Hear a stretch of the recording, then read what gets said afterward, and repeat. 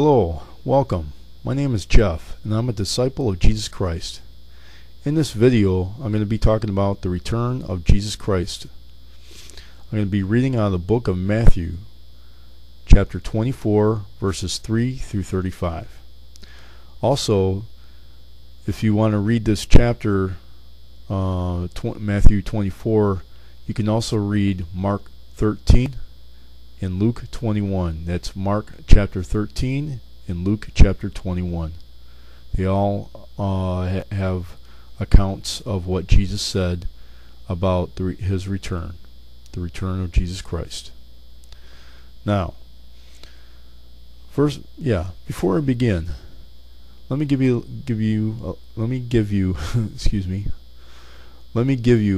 a little background. Essentially, the disciples asked Jesus two questions, and he answered them and told them that he would not return until certain things have come to pass, as certain things have taken place. And you can read the book of Matthew chapter 24. You can even read up to verse 44 of Matthew 24. However, in this video, I'm only going to be reading up to verse 35 on Matthew 24. But anyway, if anybody is saying that Jesus Christ can come at any moment, please refer them to this scripture. After you read it yourself, of course, so you know what you're talking about, you can defend yourself. They have to read this. Whoever is saying that Jesus Christ can come at any time is mistaken, according to Matthew 24, Mark 13, and Luke 21. They're wrong, according to these scriptures. Now, it wasn't a prophet, it wasn't an apostle that said these words. It was Jesus Christ himself. Now, even if a prophet or apostle has spoken these words, we still have to listen to and heed to them. Excuse me, I didn't mean to misspoke my word. We need to heed to whatever Jesus says. We need to heed to it. And so this is pretty important stuff. So, like I said, anybody who's saying that Jesus Christ can come at any time, just refer them to Matthew 24, Mark 13, or Luke 21. Okay, I'll start reading now. In verse 3 of Matthew 24. Now, as he sat on the Mount of Olives, the disciples came to him privately, saying, "Tell us, when will these things come to be? And what will the sign of your coming and of the end of this age?" So he's asking two questions here. The sign of your coming and the end of this age. That's two questions that are going to be answered in this text. Verse 4. And Jesus answered and said to them, "Take heed that no one deceives you. For many will come in my name, saying, I am the Christ, and will deceive many. And you will hear of wars and rumors of wars, and see that you not be troubled. For all these things must come to pass, but the end is not yet." Well, it sounds like today, because in the news there's wars and rumors of wars, but the end is not yet. Verse number 7. For nation will rise against nation, and kingdom against kingdom. And there will be famines, pestilence, which is disease, and earthquakes in various places. Well, there's earthquakes going on now in various places recently. And this is 2011, as a recording of this video, January of 2011. And verse 8. All these things are the beginning of sorrows. In the King James Version it says beginning of... Okay, I'm sorry. In other translations, not the King James, I'm reading out of the New King James, just so you know. Birth pains. Verse 9. Then they will deliver you up to tribulation and kill you, and you will be hated by all nations for my name's sake.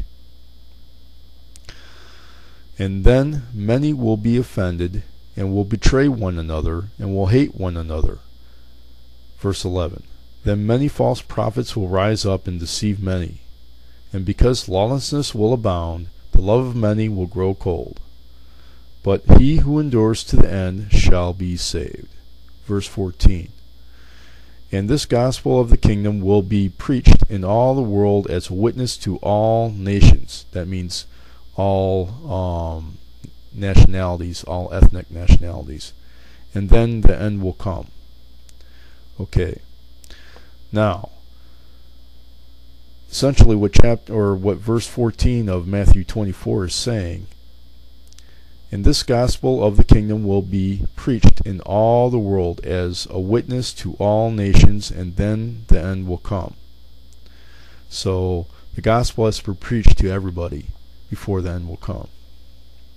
That means every nationality. Okay, verse 15. Therefore, when you see the abomination of desolation spoken by Daniel the prophet standing in the holy place, whoever reads, let him understand. Then let those who are in Judea flee to the mountains. Let him who is on the housetop not go down to take anything out of his house. And let him who is in the field not go back to get his clothes. But woe to those who are pregnant in those days, who are nursing babies in those days. And pray that your flight may not be in winter, nor on the Sabbath. For then there will be great tribulation, such as not been seen since the, I'll read verse 21 over again. For there will be great tribulation, such has not been since the beginning of the world until this time, no, nor ever shall be.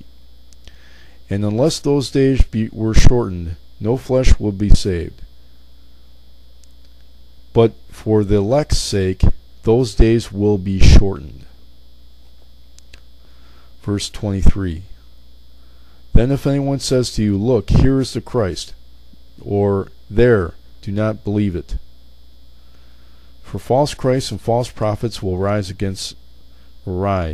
and show great signs and wonders to deceive, if possible, even the elect. Now, I'll read verse 24 over again. This is important. He's talking about the church here.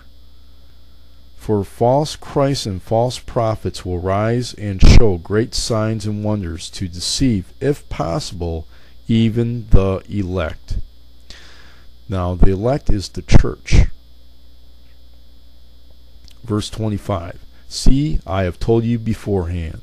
So that's Jesus Christ himself warning us as the church body. As the church, he's warning us. Verse 26. Excuse me. Therefore, if they say to you, look, he is in the desert, do not go out. Or, look, he is in the inner rooms, do not believe it. For as lightning comes from the east and the west, or flashes to the west, so also will the coming of the Son of Man be. For wherever the carcass is, the eagles are... I'll read verse 28 again. For wherever the carcass is, there the eagles will be gathered together. Okay, verse 29. Immediately after the tribulation of those days, the sun will be darkened, and the moon will not give its light. The stars will fall from heaven, and the powers of the heavens will be shaken. Verse 30. The sign of the Son of Man will appear in heaven, and then all the tribes of the earth will mourn. And they will see the Son of Man coming on the clouds of heaven with power and great glory. Verse 31. And he will send his angels with a great sound of a trumpet, and they will gather together his elect, that's the church, from the four winds, from one end of the heaven to the other. Now, Matthew 24, verse 30 and 31. There's also a reference given to this in 1 Thessalonians 4:16 and 1 Corinthians 15:52. I'll say that one more time. 1 Thessalonians 4:16 and 1 Corinthians 15:52. Okay, now the parable of the fig tree. It starts off with verse 32 through 35 of Matthew 24. Now, learn this parable from the fig tree. When its branch has already become tender and puts forth leaves, you know that summer is near. So you also, when you see all these things, know that it is near at the doors. Assuredly, I say to you, this generation will by no means pass away till all these things take place. Verse 35. Heaven and earth will pass away, but my words will by no means pass away. Okay, now, what I just read is a shocker to a lot of people who believe that Jesus Christ can come at any moment. Now, if you're watching this video and someone has told you that Jesus Christ can come at any moment and you believed it, I urge you to read this out for yourself. Don't take my word for it. Don't take their word for it. Read this out for yourself. And you'll learn what the scriptures really say about this. That's Matthew 24, verse 3 through 35, or Mark 13, or Luke 21.